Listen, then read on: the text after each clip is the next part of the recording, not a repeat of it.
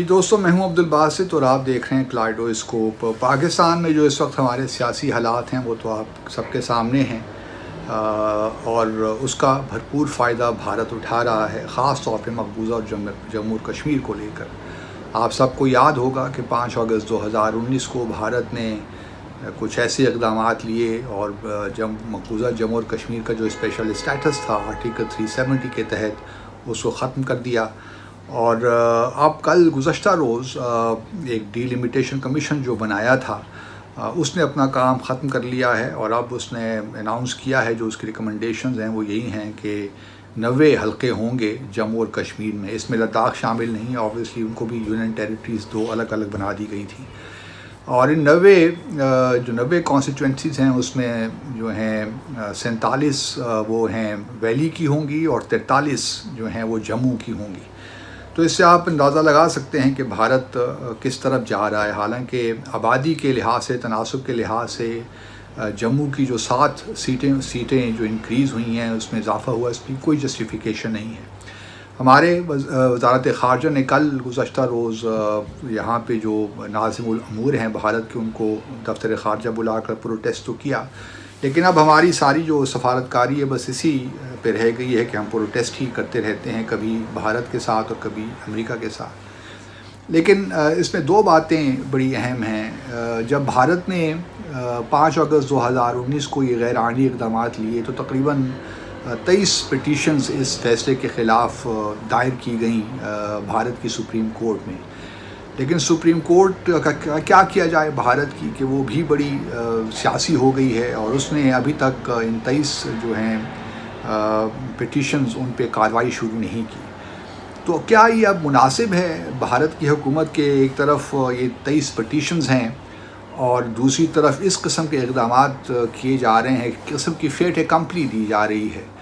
تو یہ کیا سپریم کورٹ کو بھارت کی حکومت سے یہ نہیں کہنا چاہیے کہ جب تک ان پٹیشنز کا فیصلہ نہیں ہو جاتا آپ کوئی بھی اور اقدامات نہ لیجیے؟ کیونکہ پہلے تو یہی ڈٹرمن کرنا بہت ضروری ہے کہ جو 5 اگست اور 2019 کو اقدامات لیے تھے آیا وہ آئینی بھی ہیں کہ نہیں۔ جب اگر سپریم کورٹ ان کو غیر آئینی قرار دیتی ہے، جو کہ بہت مشکل لگتا ہے جس طرح سپریم کورٹ کے رویے ہیں، تو یہ تو اگر چلیں فرض کر لیتے ہیں کہ بھارت کی سپریم کورٹ قانونی اور آئینی اعتبار سے صحیح فیصلے کرتی ہے اور سیاسی فیصلہ نہیں کرتی، تو اگر وہ اس سارے پروسیس کو غلط ثابت کر دے تو پھر کیا وقت رہ جائے گی؟ تو اس لیے بہتر تو یہی ہے، اور آئینی اعتبار سے، قانونی اعتبار سے یہی لاجیکل چیز لگتی ہے کہ بھارت کی حکومت کو ویٹ کرنا چاہیے جب تک کہ سپریم کورٹ میں یہ ساری جو پٹیشنز ہیں یہ ان پہ کارروائی مکمل نہیں ہو جاتی اور سپریم کورٹ اپنا جو ہے فیصلہ نہیں دے دیتی۔ لیکن بھارت کی حکومت نے یہ کرنا نہیں ہے۔ اب ڈی لمیٹیشن کا پروسیس کمپلیٹ ہو گیا ہے، اب اگلا مرحلہ جو ہے وہ ہے انتخابات کا، اور بھارت کی یہی کوشش ہوگی کہ جو زیادہ تر پارٹیز ہیں، مثال کے طور پر کانگریس پارٹی ہے یا پیپلز ڈیموکریٹک پارٹی ہے یا پیپلز کانفرنس ہیں، یہ ساری جو پارٹیز ہیں جو پہلے بھی انتخابات میں حصہ لیتی رہی ہیں، یہ بائیکاٹ کریں اور کسی طریقے سے ایک ایسے لوگ منتخب ہو کے آ جائیں جن کو بی جے پی یا نیو دہلی پوری طرح سے کنٹرول کرے، اور پھر یہی اسمبلی جو ہے، جو ری آرگنائزیشن جموں اور کشمیر ری آرگنائزیشن ایکٹ تھا 5 اگست 2019 کا، اس کو وہ اپروو کریں اور اس کو لیجیٹیمیسی دیں۔ تو یہ پلان آف ایکشن بن رہا ہے، اور پھر آبویسلی چونکہ آرٹیکل 35A بھی ختم ہو گیا ہے، جو کہ اب تو جو ہے کہ سب کو جو بھارتی باشندہ چاہے وہ کشمیر میں جا کے پراپرٹی بھی خرید سکتا ہے، وہاں پہ رہ بھی سکتا ہے۔ تو معاملات گمبھیر سے گمبھیر تر ہوتے جا رہے ہیں، اور ہمارا پاکستان کا المیہ یہ ہے کہ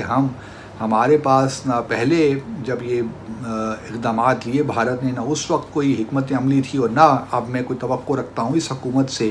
کہ ان کے پاس کوئی پلان آف ایکشن ہے، کیونکہ بہرحال یہ تو جن چیزوں پہ لگے ہوئے ہیں، اور ایک لحاظ سے اب یہ 1.5 کی بات ہے، الیکشنز ہوتے ہیں تو اب بھی الیکشنز کیمپین ہمارے ہاں شروع ہو جائیں گی،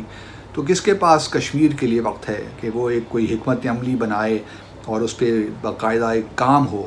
تو یہ مجبوری سی ہے، اور دنیا بھی خاموشی سے دیکھ رہی ہے کہ وہاں پہ مقبوضہ جموں اور کشمیر میں ڈیموگرافک چینجز ہو رہے ہیں جو جنیوا کنونشن کے خلاف ہیں، جینوسائیڈ ہو رہا ہے ایک لحاظ سے۔ ابھی دیکھیے رمضان میں تراویحیں بھی نہیں پڑھنے دی گئیں، 27ویں جو شب تھی رمضان کی لیلۃ القدر، اس موقع پہ عید کی نمازیں بھی نہیں پڑھی، جامع مسجد میں پڑھنے دی گئیں۔ تو اس قسم کے جو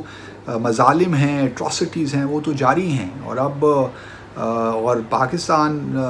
کیا کیا جائے، کچھ سمجھ میں نہیں آتا کہ پاکستان چاہتا کیا ہے، ہماری اب پالیسی ہے کیا جموں اور کشمیر کو لے کر۔ میں امید کرتا ہوں کہ، اور جو میں نے پہلے بھی کئی بار کہا ہے، کہ اس حکومت کے پاس تو ایک لحاظ سے وہ مینڈیٹ ہے نہیں، گو کہ یہ پارلیمنٹری فارم آف گورنمنٹ ہے، لیکن شہباز شریف صاحب کی گورنمنٹ جو ہے وہ ایک نیشنل اسمبلی میں جو ووٹ آف نو کانفیڈنس ہوا ہے اس کے ذریعے آئی ہے، گو کہ یہ کانسٹیٹیوشنل ہے، لیکن عوام کے پاس جو ہے، عوام نے ایک mandate originally P T I کو دیا تھا، وہ مینڈیٹ ڈائریکٹ مینڈیٹ ان کے پاس نہیں ہے اس حکومت کے پاس، یہ آپ کہہ لیجئے کہ انڈائریکٹ مینڈیٹ ہے۔ گو کہ اس کو میں یہ بات کسی اس طرح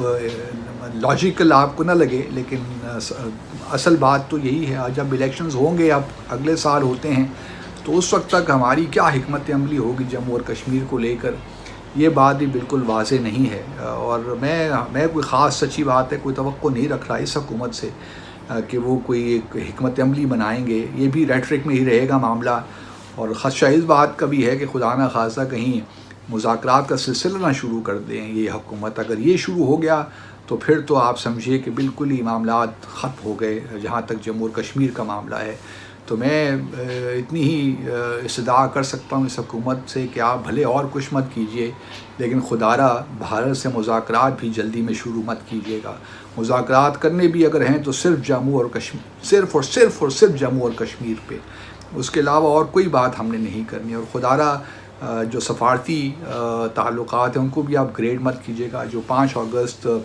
7 اگست 2019 کو ہماری حکومت نے کچھ اقدامات لیے تھے، مثال کے طور پر سفارتی تعلقات کو ڈاؤن گریڈ کیا تھا، تو اس کو بحال کرنے کی ضرورت نہیں ہے۔ تو اتنا بھی اگر آپ نہ کریں گے تو مجھے کچھ تھوڑی بہت تسلی رہے گی، لیکن دیکھنا یہی ہے کہ آگے ہوتا کیا ہے، کیونکہ جو ٹائم گزر رہا ہے، اور یہاں پہ time is of the essence, جو ٹائم گزر رہا ہے، بھارت اپنا جو ہے جو بھی غیر آئینی اس کے اقدامات ہیں وہ کنسالیڈیٹ کر رہا ہے، اور چونکہ ہمارے پاس کوئی اسٹریٹجی ہے نہیں کہ ہم کس طرح بھارت پہ پریشر بلڈ کریں، تو بھارت کو ملا ہوا ہے کاغذ برانش کہ وہ جو بھی کرنا چاہے وہ کر رہا ہے۔ تو بس دعائی ہے، اللہ اپنا کرم کرے، دیکھتے رہیے کلائڈوسکوپ۔ اللہ حافظ۔